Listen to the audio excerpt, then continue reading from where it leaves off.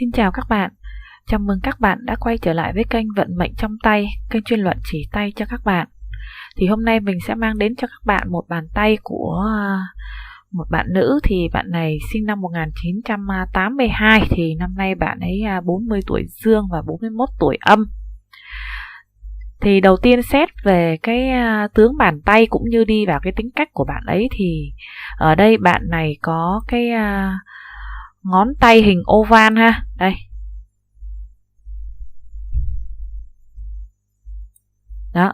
Thì chủ bạn ấy giàu tình cảm, yêu thích cái đẹp, thích có nhiều bạn bè, thích tiệc tùng, gặp gỡ mọi người, khá tốt bụng và thân thiện, và là một người đáng tin cậy khi ai đó cần một chỗ dựa tinh thần. Tuy nhiên nhược điểm của bạn ấy lại dễ chán nản với mọi thứ xung quanh.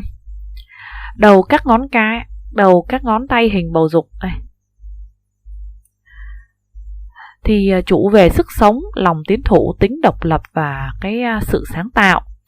Ngón cái lớn có vân mắt phượng ha. Đây là cái ngón cái của bạn đây này. Đấy, nó có cái vân mắt phượng này. Đó. Thì thể hiện bạn ấy thông minh, trí tuệ, có can đảm, có nghị lực. Tuy nhiên ngón cái ở đây nó lại khá là ngắn nha. Đây, nó ngắn hơn so với cái tiêu chuẩn khá là nhiều.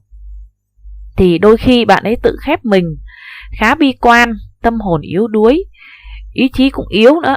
Nếu mà có những cái biến cố lớn mà ở trong những cái về tình cảm hoặc là cuộc sống á, thì bạn ấy rất là dễ bị suy sụp.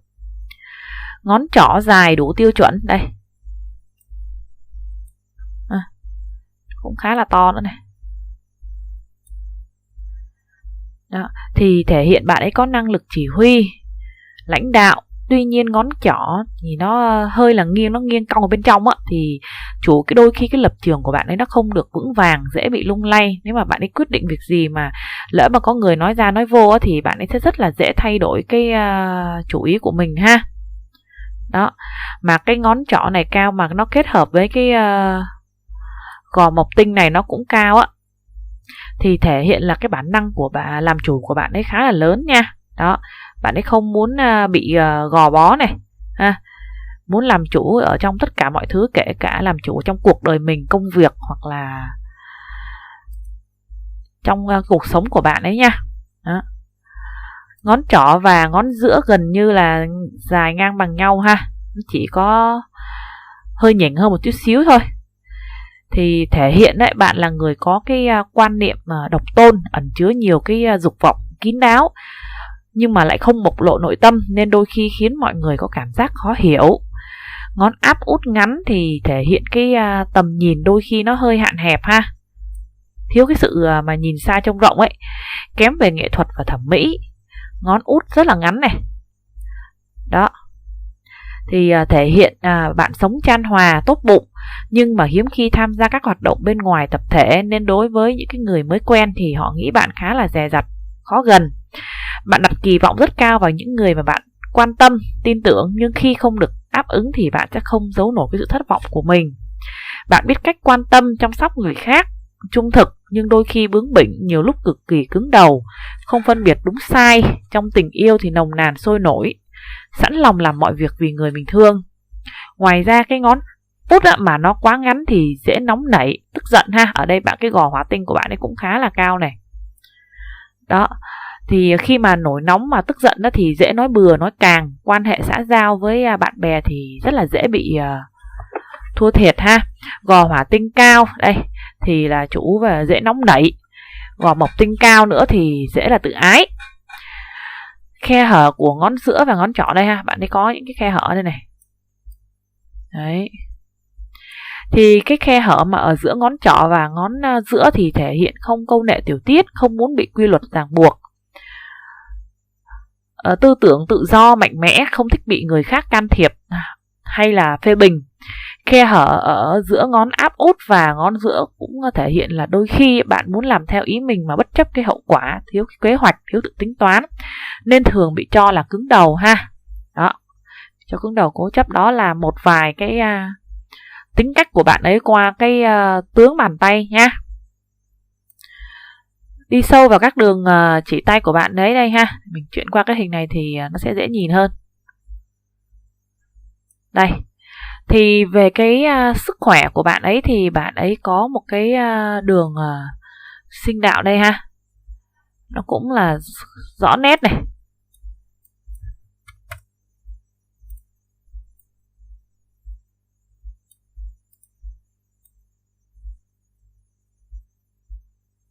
Nhìn tay của bạn ấy là biết rồi ha. Bạn ấy là một người phụ nữ khá là mạnh mẽ đây. Bàn tay tam xuyên mình cũng đã nói rất là nhiều lần trong những cái video của mình rồi ha. Giờ mình không nói lại nữa. Đó, người có bàn tay tam xuyên thì nếu mà thuộc phái nữ thì phải nói là rất là kiên cường, rất là nghị lực. Nhưng mà cái tính tình của người ta nó giống như là khá là bạo gan á. Khi mà người ta đã muốn làm cái việc gì á, là người ta sẽ làm cho bằng được ha. Và khá là cố chấp luôn á.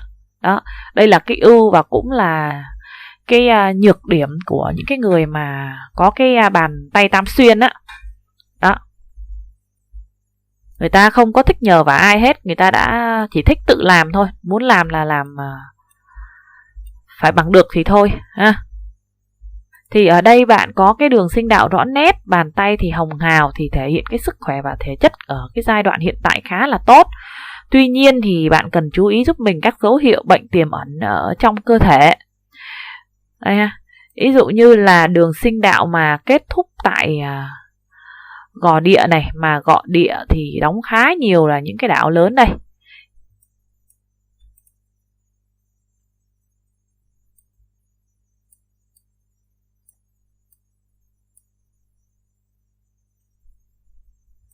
Ngoài ra gò kim tinh thì còn đóng ở đây một số những cái hình thoi ha. Đây.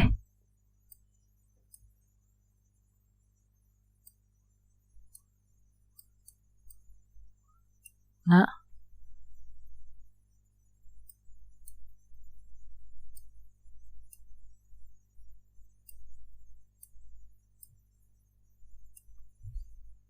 Cái đường chỉ tay của bạn ấy hơi mảnh nên mọi người cố gắng xem một tí ha. Thì đây là các dấu hiệu liên quan đến các vấn đề về bệnh phụ nữ. Ngay gò địa thì đóng thêm một số cái hình tam giác nữa thì chủ chức năng thận của bạn ấy thải độc kém này. Đây khá là nhiều những cái hình tam giác nhỏ nhỏ nơi đại gò địa này. Đây là những cái hình thoi này.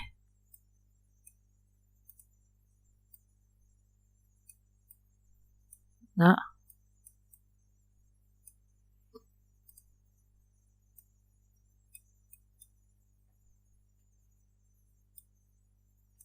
Đóng khá là nhiều những cái tam giác này. Rất là nhỏ này. Đó. Ở ngay mé bên tay trái cũng có nha. Đây. Đóng rất là nhiều những cái tam giác rồi là hình thoi nhỏ này. Đó. Đây ha. Bạn cũng nhìn thấy rồi thì mình không vẽ ra nữa nha. Đó. Thì chú ý giúp mình về cái chức năng thải độc của thận nhé. Suy giảm.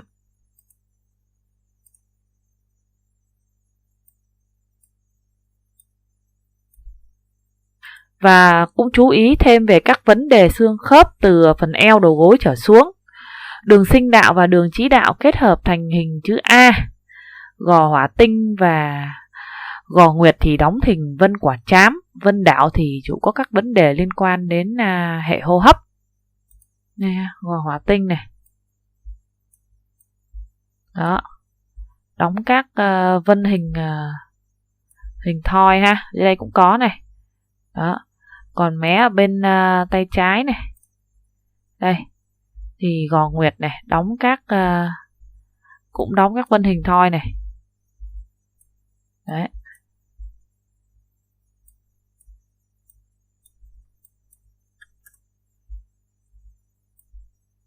Đó. Liên quan đến các vấn đề hô hấp này, phổi này. Đây đấy.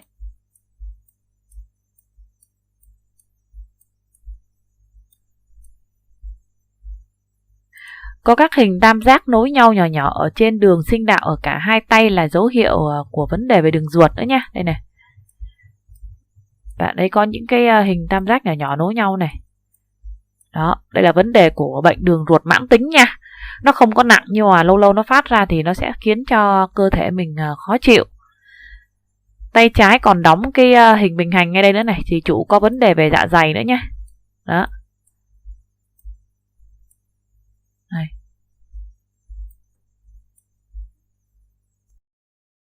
Hay ở đây bạn ấy còn có cái dấu thập ở trên đây, gò mộc tinh này. Đó. Mé bên tay phải thì có các dấu hiệu hình thoi ở ngón trỏ và ngón giữa này. Đó. Mé bên gò của gò kim tinh chỗ ngón cái ở đây có các ký hiệu hình thoi nối tiếp nhau này, thì chủ dễ có những cái bệnh giống như là liên quan đến huyết áp, chóng mặt, thiếu máu lên não ha. Dễ mệt mỏi, là đặc biệt là khi mà gặp áp lực. Thì ở đây các nạn và những cái trở ngại mà bạn phải trải qua là vào các năm. Đây này, mình thi cho dễ vẽ nha. Đây. Đây là đường sinh não của bạn ha. Ai mà có coi các nhiều cái video của mình thì biết rồi. Mình sẽ liệt kê những cái nạn khá là chi tiết từ quá khứ, hiện tại cho đến tương lai để mọi người có thể biết được nha. Đây, từ 6 cho đến 7 tuổi.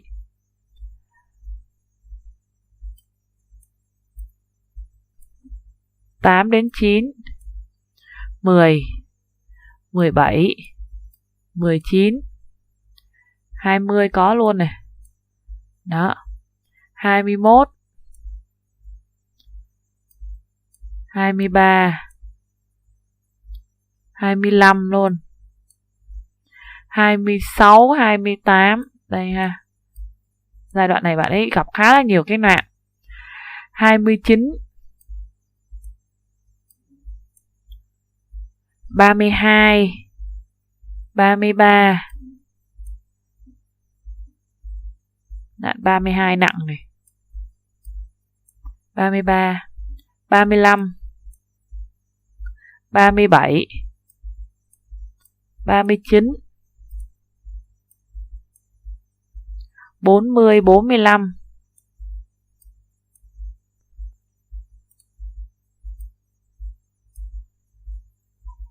47, 50.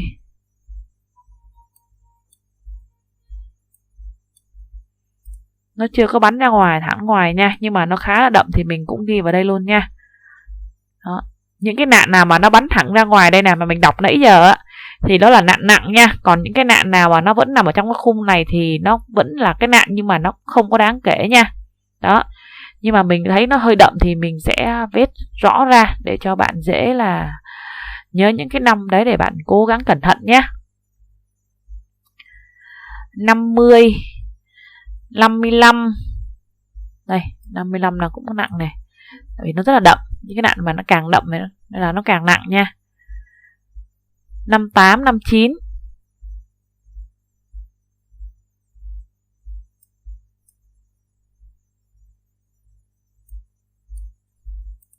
58 đến 59 nha.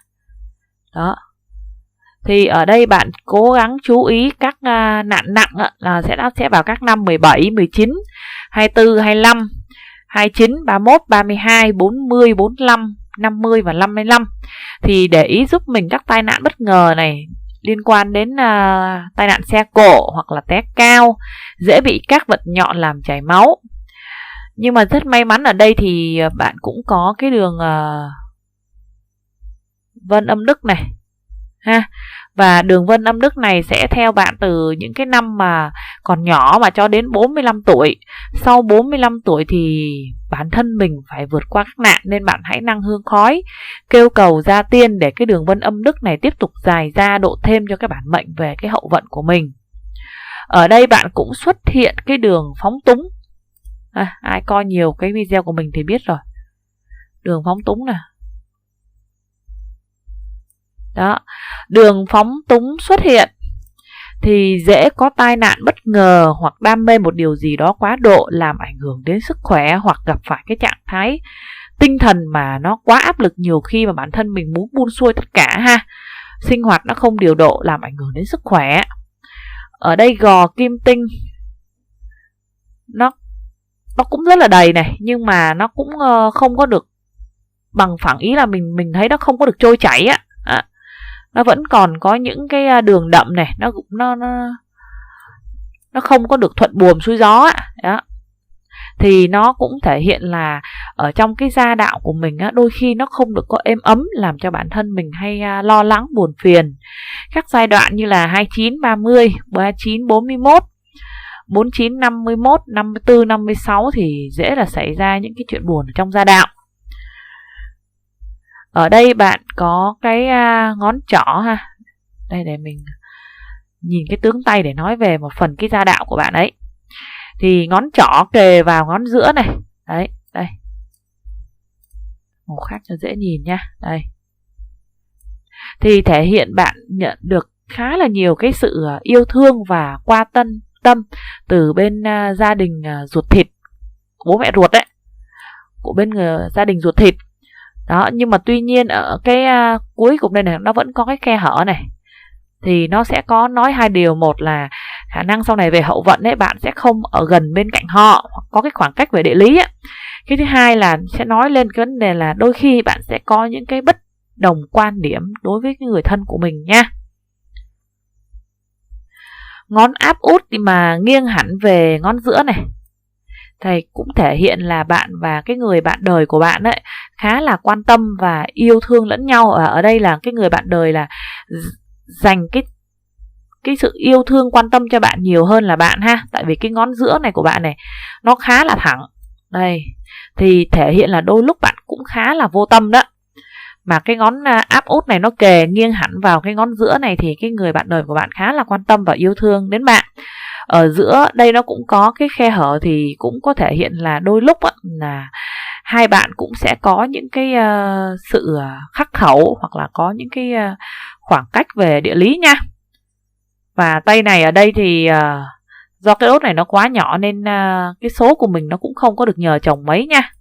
Đó, cũng phải tự thân thôi.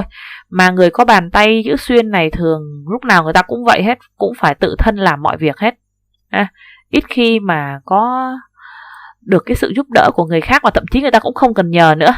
Bản thân cái người có chữ xuyên thì người ta rất là mạnh mẽ. Đó.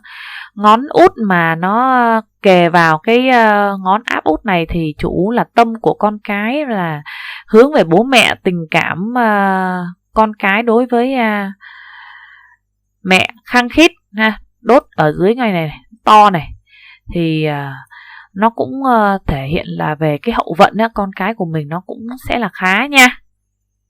Đó.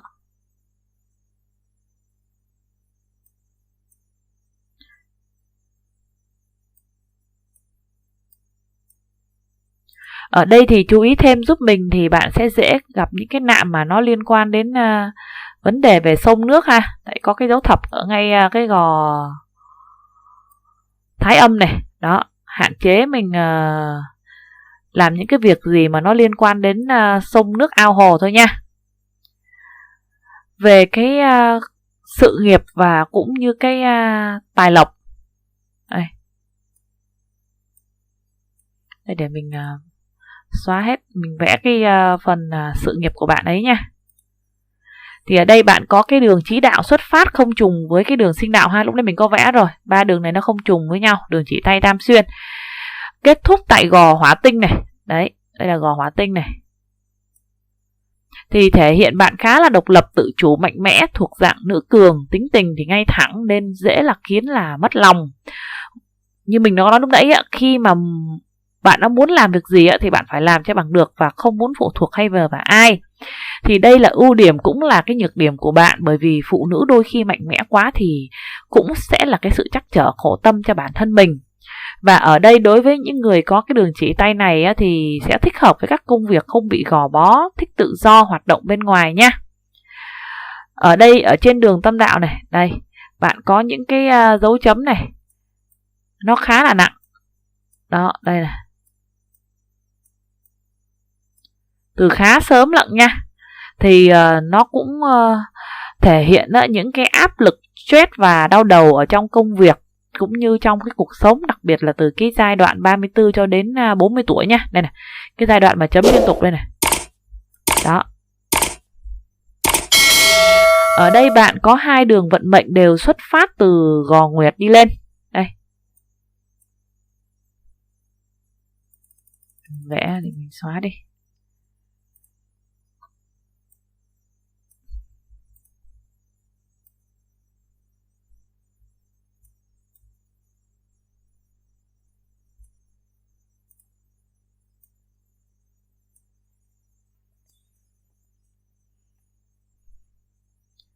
Đây là cái đường công danh này.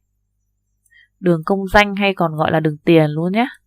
Tại vì ngay trên đây là cái cung quan lộc rồi này.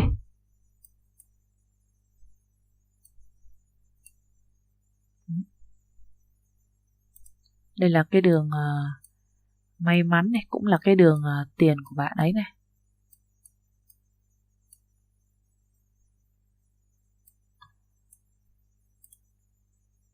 Đây lại một cái đường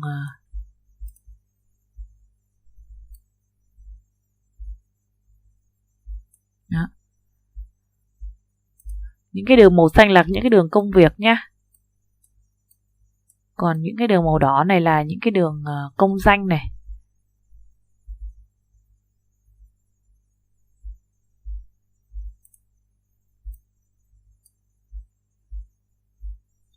Đây bạn ấy cũng có những cái đường đi xa này. Năng là đi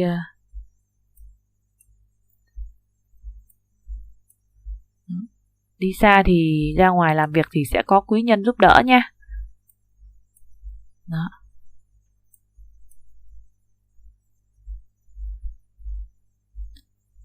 Tuy nhiên do cái tính của mình nó khá mạnh mẽ này, nên đây ở đây nó cũng có những cái đường phản kháng này.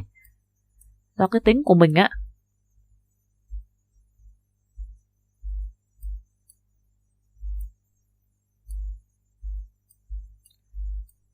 Bạn ấy cũng còn có rất là nhiều cái sự cản trở trong cái công việc của mình này.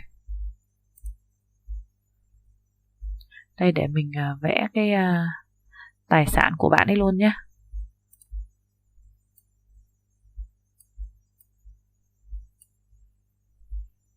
Có thể là bạn ấy mở cái cơ sở kinh doanh hay như thế nào đó nhé. Đây. Nhưng mà đây nó còn cái sự khó khăn và có những cái biểu hiện thoát tài ra ngoài này.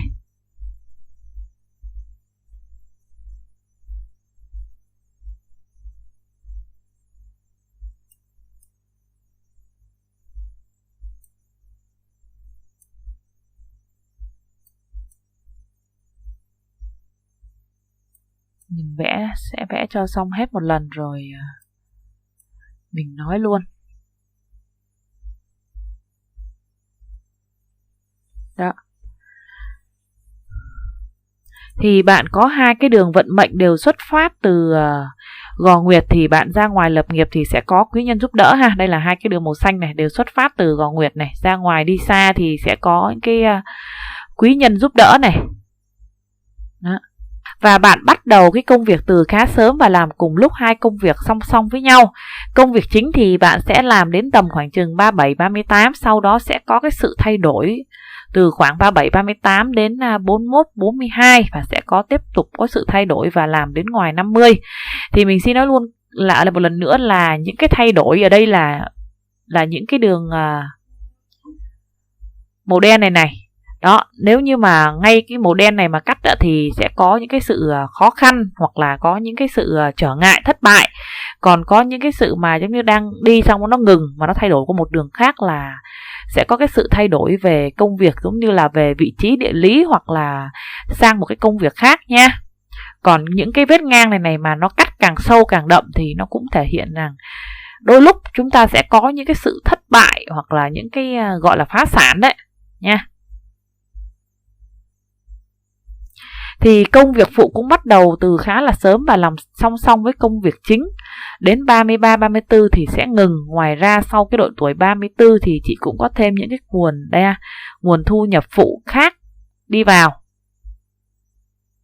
Bắt đầu từ những cái độ tuổi 25-26 thì bạn đã tạo dựng được cho mình những cái thành công nhất định ở trong sự nghiệp này. Đây là cái đường thành công này, cũng như là cái đường tài vận này. Đó.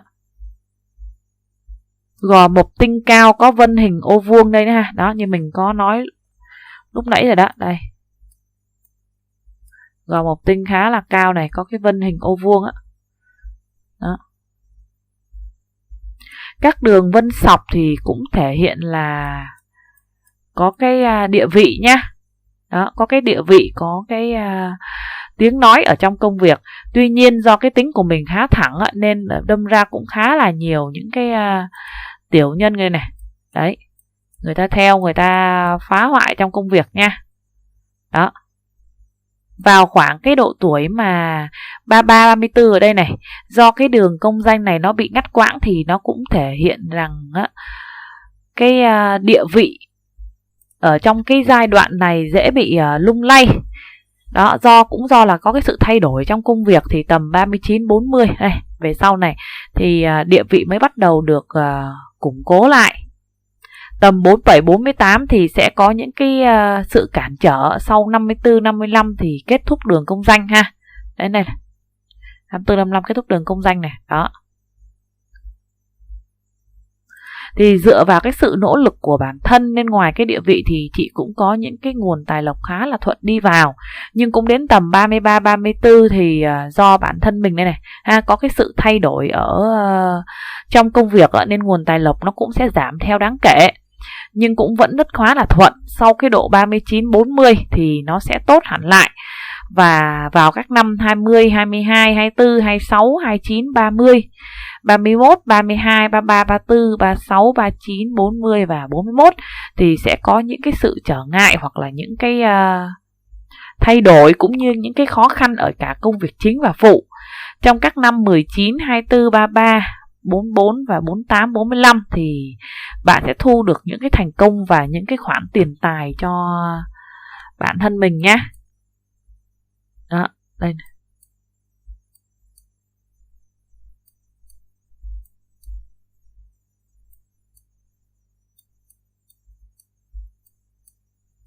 Đó, những cái khoản tài lộc đi vào á. Đó. Bạn này cũng khá là thuận trên con đường tài lộc á. Tuy nhiên thì chú ý giúp mình các năm 34, 39, 40, 41, 42, 43, 46, 45, 47, 48, 49, 55, 56, 58 thì dễ xảy ra những cái sự thất thoát và hao tài. Nên hạn chế cho vay mượn hoặc đầu tư vào các năm này nhé. Đây này, bắt đầu từ những cái năm mà tầm ba mấy tuổi đổ xuống đây thì bạn có khá là nhiều những cái đường hao tài nha. Đó.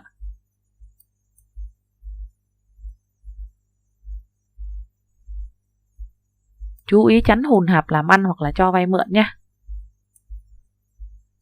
Tầm 20, 21 là đây đã có nhà và nhà này giúp cho chị có cái tài lộc hoặc là bạn mở cái cơ sở hoặc là làm ăn tại nhà nhé. Trên tay bạn thì mình cũng có thể hiện đất và mình đang đếm ở đây được khoảng là từ 3 đến 4 lô. Do cái bàn tay của bạn, các đường chỉ tay của bạn nó thuộc dạng đường chỉ nông á, nên nó không có được rõ lắm. Đến cái phần đất đai thì mình chỉ có dám ước lượng thôi ha. Đây. Ở đây và mình dự đoán được là chỉ có khoảng từ 3 đến 4 lô ha. Do nó hơi có mờ nên phải nhìn rất là kỹ thì mới thấy ha. Đó, mình ước lượng là như vậy. Có khoảng chừng 3 hoặc 4 lô đất và có một nhà nha. Sau này, khả năng sau này thì sẽ có thêm một cái lô đất mặt tiền nữa. Đó, nhưng mà nó vẫn đang còn khá là mờ nha. Lô đất mặt tiền thì nó nhỏ thôi. Đó.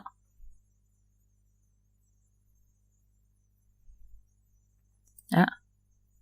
Cái nhà thì lúc nãy mình có nói rồi nhá. Cái nhà này sẽ làm ra tiền cho chị ấy ha. Hoặc là chị ấy mở cơ sở. Về cái tình duyên, hôn nhân cũng như cái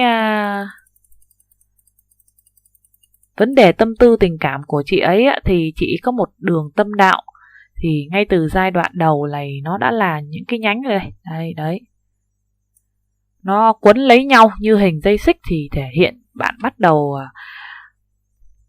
cái chuyện tình cảm của mình khá là sớm. Tuy nhiên thì cái tâm tư tình cảm khá là đa sầu, đa cảm. Tình cảm thì không ổn định, dễ thay đổi. hay do dự không quyết, mâu thuẫn với chính mình. Cuối đường tâm đạo phân thành 3 nhánh này. Một nhánh mà nó hướng tới Gò Mộc Tinh này. Đó. Thì thể hiện là bạn có cái quan hệ xã giao khá là tốt, biết quan tâm và chăm sóc người khác. Một đường mà nó hướng về Gò Mộc Tinh cũng thể hiện rằng cái sự đào hoa dễ thu hút đối với người khác phái nha. Giai đoạn 19-20 thì đường tâm đạo bị cắt dấu X phân thành 2 nhánh. Đây này. Này này. Đó. Thì thể hiện bạn trong cái giai đoạn tuổi này thì bạn có cái sự thất vọng, đau khổ ở trong tâm tư tình cảm. Từ cái giai đoạn 28 tuổi trở đi đây ha, thì bạn tập trung khá là nhiều lo cho cái sự nghiệp ha, đây. Đấy, lo cho sự nghiệp, lo cho cái công việc của mình. Mà đôi khi bạn quên đi cái vấn đề tình cảm. Ở đây bạn có khá là nhiều những cái đường vân mà dấu hiệu về giới tính á. Đây. Mình cũng đã nhắc đến những cái dấu hiệu này từ ở trong những cái video trước rồi ha. Đó, rất là có nhiều cái dấu hiệu giới tính này.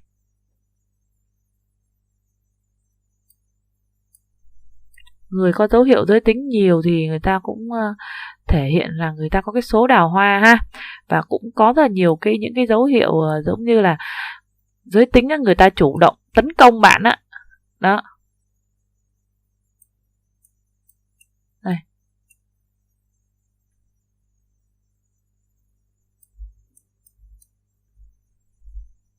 Đấy, những cái dấu hiệu mà hình chữ Y nó ở trên cái đường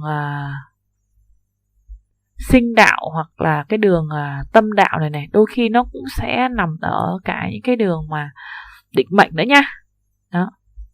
Đây thì mình chỉ vẽ một số cái thôi nha. Đó. Đó. Người mà có nhiều cái dấu hiệu mà về giới tính ở trên những cái bàn tay thì nó cũng thể hiện bạn khá là đào hoa và có sức hấp dẫn với những cái người khác giới. Giai đoạn 19 đến 22 tuổi thì đây là giai đoạn cái chuyện tình cảm của bạn đây này. Nó gặp cái biến cố khá là lớn. Trước đó thì đã xảy ra chuyện. Tiếp theo là vào các năm như là 26, 29, 31, 34, 35, 36, 38, 39 thì đây là giai đoạn rất dễ xảy ra những cái sóng gió trong chuyện tình cảm cũng như hôn nhân. Mà ở đây thì bạn có 3 đường hôn nhân. Đây ha. Thì một đường hôn nhân tầm 22, 23, một đường hôn nhân tầm 24 đến 25 và một đường hôn nhân nó từ 25 cho đến hơn 28 tuổi. Thì đường hôn nhân thứ nhất và cái đường hôn nhân thứ ba thì nó lại có hiện tượng rẽ nhánh, thì thể hiện dễ có cái sự chia ly xa cách. Ngoài ra cái đường ngang đi chung với những cái đường hôn nhân ở bên trên này này, đấy, nó cũng thể hiện là bạn sẽ rất là dễ có những cái sự mù quáng trong cái vấn đề tình cảm của mình. Nên bạn phải cố gắng hết sức để thì mới vượt qua được các mốc thời gian gặp sóng gió trong hôn nhân, thì mình mới giữ được cho mình cái cuộc hôn nhân trọn vẹn. Còn nếu không thì rất là dễ lỡ gánh nha. Thì nhận xét chung về cái tay của bạn thì bạn khá là tốt trên cái con đường sự nghiệp cũng như tài lộc của mình. Ngoài ra cuối đường sinh đạo này đây này, còn có cái vân hình đuôi cá thì cũng sẽ cho thấy được cái sự an nhàn sung sướng về hậu vận. Tuy nhiên cái đường tình cảm ở đây thì nó chưa có được thuận lợi. Bạn cần phải cố gắng dung hòa, kiềm bớt cái tính của mình lại một tí. Phụ nữ thì đôi khi mình không cần phải tỏ ra quá mạnh mẽ đâu ha. Đó, mình nên bộc lộ cái cảm xúc của mình mà ra một chút. Bộc lộ cảm xúc ở đây là không phải là thể hiện cái sự bất mãn nha, mà ví dụ như là hai vợ chồng mà đang có những cái gì xung đột khá là lớn thì mình nên nhịn cái lúc đó. Và sau khi mà hai người đã bình tĩnh rồi thì mình nên giải tỏa những cái bức xúc trong lòng của mình bằng cách tâm sự với người bạn đời mình một cách nhẹ nhàng. Thì mình tin rằng chỉ cần bạn cố gắng hơn thì cái cuộc hôn nhân của bạn nó sẽ vẫn rất là trọn vẹn. Thì một lần nữa chúc bạn may mắn và thành công. Video xin đến đây là kết thúc. Cảm ơn các bạn đã quan tâm và theo dõi. Xin hẹn gặp lại các bạn trong những video tiếp theo. Cảm ơn các bạn.